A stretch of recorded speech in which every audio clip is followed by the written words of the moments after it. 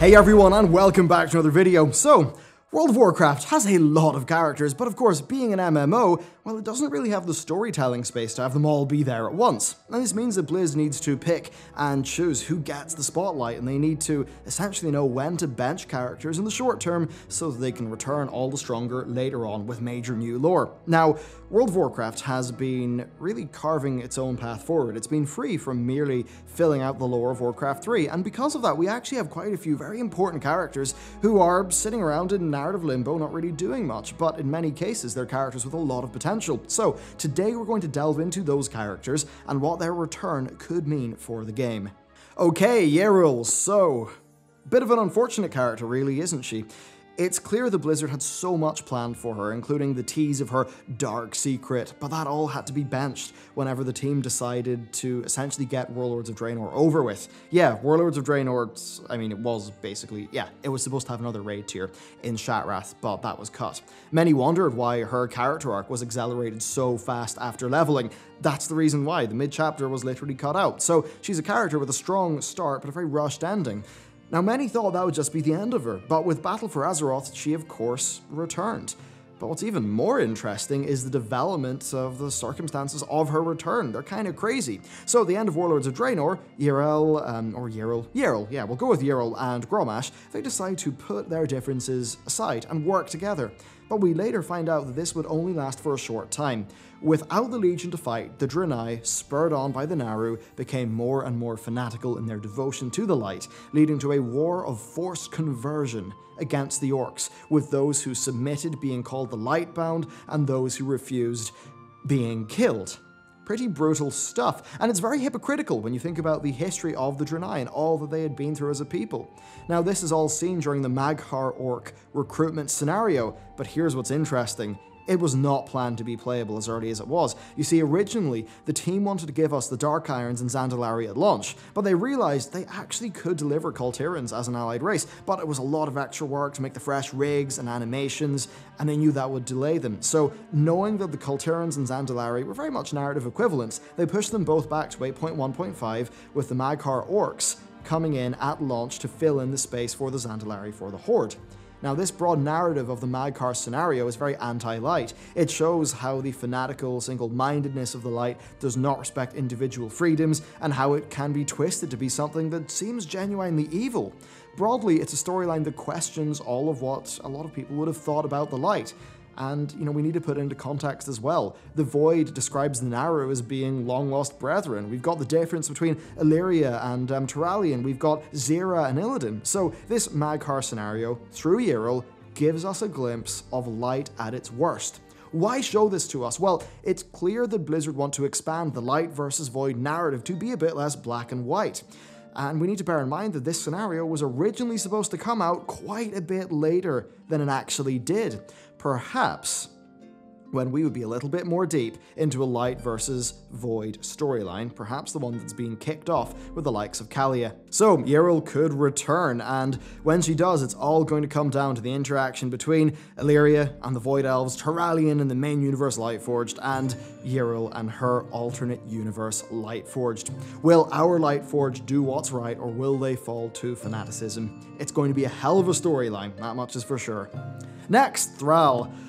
Thrall, what a legendary character. Even though his tenure as the bead-owning Green Pickle was a little bit iffy, he still is a much-loved character, and he really is the heart of the modern Warcraft IP. Looking at his current story, well, it doesn't seem like Sylvanas is going to have her job for too long. With Saurfang probably not really wanting the mantle of War Chief, it seems like Thrall would be a return, you know, a sort of a symbolic move, him being War Chief, taking us back to the more honourable roots of the Horde. Now, we've seen this teased in real life. At the BlizzCon Q&A, hosts Scott Johnson and Chris Metzen hatched a plan to have Chris be in the Q&A line and ask the WoW devs when Thrall was coming back, and it was a very heartwarming moment. Metzen, of course, voiced Thrall, created Thrall, he directed the creative vision of so much of, well, just Blizzard's life really as a company, but he did retire to spend more time with his family and I think recover from the really just the high stress years of Titan and Overwatch. Now, the dev said that there would likely be a war chief position soon, and, well, if there was, he should probably call them. Now look, that's not a hard confirmation, it's just a heartwarming moment on stage, but it certainly is something. Now, THRALL was actually supposed to be in BFA, with the original plan being for him to embark on a quest to find out what's up with the spirit of Vol'jin. Blizzard have since, of course, had Talanji and co take up that role, either because of Chris Metzen's availability or maybe just a desire to have the characters of BFA take center stage and have that screen time. We can be pretty sure, though, that he's going to be, in this story that's clearly going to happen involving the honor of the Horde. And with the recent lore surrounding Bane, Saurfang being at large and all those things, I'm quite sure we're going to have this coalition of old school Horde characters that will try to, get THRALL back on the throne. Perhaps he would stay there for a year or two and then maybe hand the reins over to Bane or something like that. Now, before we head on to our next major character, let's do a quickfire one with Helya. So, Helya, yeah, she's not really missing, but she has been teased again in BFA. Of course, she was defeated back in 2016 during Legion. She didn't die though, as shown by the quest text from the Island Expedition pickups. Now, given how she struck a bargain with Sylvanas and the rise of the life versus death story in World of Warcraft, I'm pretty sure we're going to see more of Helya in the future. Okay, next, Wrathion. Yes, the Black Dragon Prince Wrathion. He sure is an interesting character. He was very woke to the threats that the planet faced during Mists of Pandaria, although his plan to have one faction wipe out the other one to unify the planet, well, it didn't really work out too well for him the first time, and, well, it didn't work out the second time either. But interestingly, it's actually also what the Lich King thought, and it's also seemingly what the old gods think. Hell, it's even what Yrel's Lightbound seemed to want to do, unify everyone under one banner. Now, Wrathion is a morally grey, scheming character, that much is for sure. Since Mists of Pandaria, well, we know that he toured Draenor, and he warned Admiral Taylor about the problems in his garrison. After that, he is said to have just been wandering Azeroth. Now, more recently in BFA, we see black dragons appear on the island expeditions, and they drop an item which leads us to Wrathion's agents, who are seen to be stalking out the entrance of Blackwing Descent. So Wrathion is clearly up to something, that much is for sure. Now, this next bit is not technically canon, but it does show intent. So, back in Legion Alpha, Ebonhorn was actually Wrathion in disguise, and it seems like he was there to just get some uncorrupted Black Dragon eggs. Well, with the launch version of Legion, they scrapped that, and they replaced Wrathion with another Black Dragon, a new one called Abyssian. But the storyline was pretty similar. Now, in Neltharion's lair, we see Ebonhorn leave us. He says that he has some family matters to attend to. Who's his family?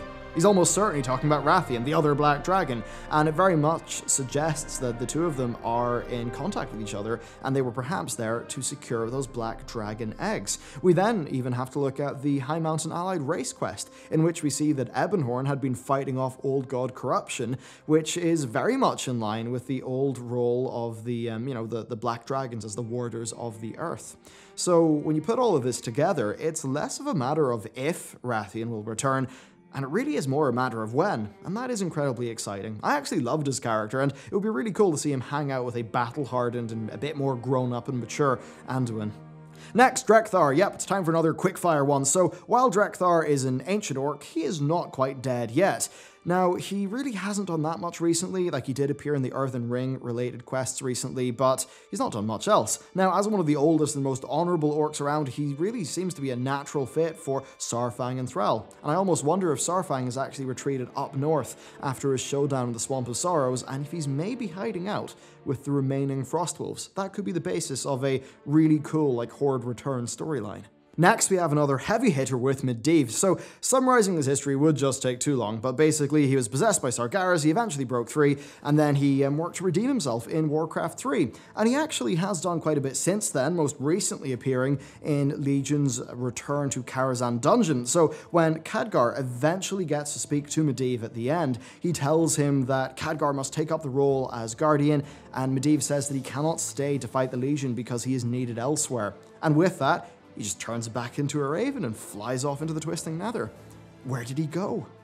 What's he going to do? Who is he fighting? It's all a complete mystery to us. He does seem to be off to fight some sort of unknown threat, which really would make him a fantastic gateway into future game content. And just think about it, you know, if the Void Lords are maybe about to make their big move, MEDIVH returns as he did in Warcraft 3. He spurs the various heroes like Illyria, THRALL, KHADGAR, you know, to action. So MEDIVH could be an excellent gateway character to new content and stories, and he hasn't been overused either, and that means that when he does reappear, he's going to carry a lot of narrative weight. Next, KHADGAR. We've talked about the Master, so now let's talk about the Student. KHADGAR, as much of a meme as he can be with his funny lines, he's actually a great character in my view. I really liked him during WoD, and maybe he took a bit of a back seat during parts of Legion, you know, and then of course he eventually just noped out to focus on other things and kind of get out of the current affairs of the faction war.